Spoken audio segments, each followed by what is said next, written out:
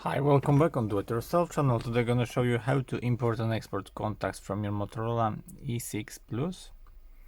To do this operation, you should slide one and second time to go into menu.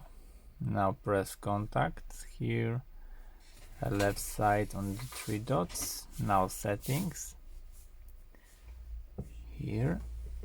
I think you didn't see this. Oh, strange. I don't know why you didn't see this. Maybe I'm sure a little bit. Oh, now it's better. So one more time I'm gonna show you this. So on the first menu you need to slide 1 and 2, go to contacts here. Now here click settings and now import contacts from SIM card.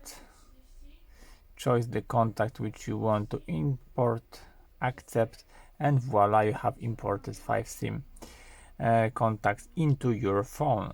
So the same operation will be with export files. And that's it for now. I hope the video is helpful for you. If yes, you can leave like, leave comment, and leave subscribe, and see you by next video. Hey.